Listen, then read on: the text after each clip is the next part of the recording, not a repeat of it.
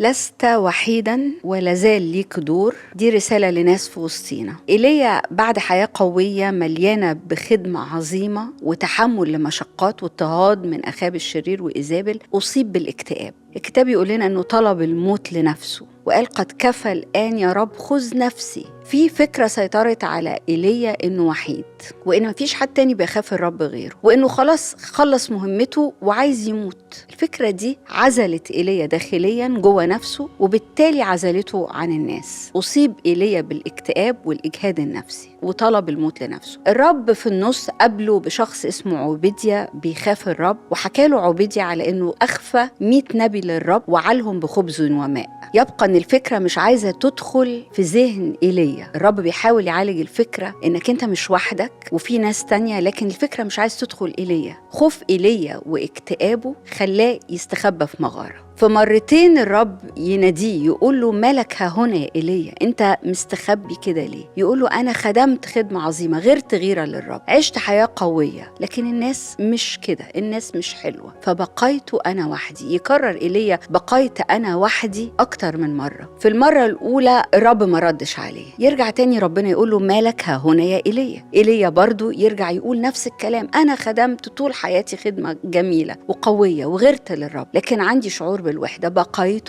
أنا وحدي والناس بيطلبوا نفسي، عايزين يموتوني. إيليا قال المرتين دول بقيت أنا وحدي للرب، وهو مش فاكر خالص إنه قابل عبيديا، مش فاكر 100 نبي اللي الرب شاور عليهم من خلال عبيديا. فالرب المرة دي لما رد عليه قال له على فكرة هما مش 100، لكن في 7000 واحد تاني موجودين بيخافوني. النقطة التانية اللي كانت مسيطرة على إيليا هي إنه خد نفسي كفاية. بالقول كده بالظبط بالكلمات بيقوله الآن كفى يا رب خذ نفسي. الرب رد على الفكرة المسيطرة على إيليا دي بطريقة تانية خالص. قال له إيليا اذهب راجعا في طريقك إلى برية دمشق، وادخل امسح حزائيل ملك وامسح ياهو ملك وامسح أليشع نبي عوضا عنك. عايزة أقول لك إنه 3 أفكار سيطروا على إيليا. شعور بالوحدة، الفكرة التانية أنا خلصت خلاص عايز أموت كفاية كده مفيش حاجة تانية هعملها. الفكرة الثالثة إنهم يطلبون نفسي. الفكرة الأولى كانت الرب قال له الفكرة دي غلط، ده في 7000 واحد انت شايف غلط.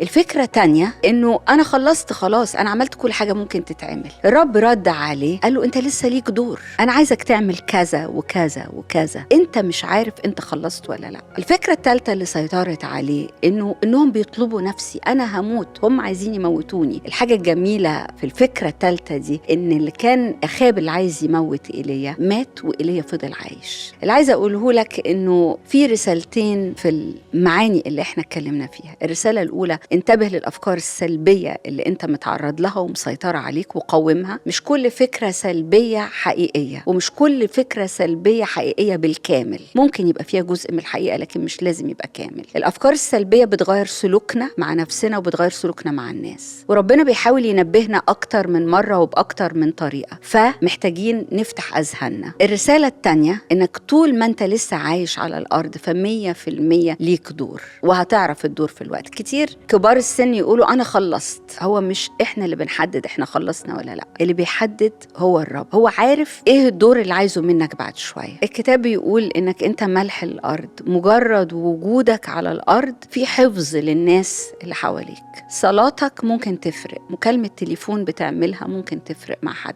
ما تحدش نفسك في اللي انت فاهمه. طول ما انت عايش على الأرض في رسالة ليك. فعايزة أشجعك إنك أنت كل يوم الصبح تصحى وتقول للرب ماذا تريد يا رب أن أفعل. طول ما أنت لسه على الأرض أنت ليك دور. ربنا معاك.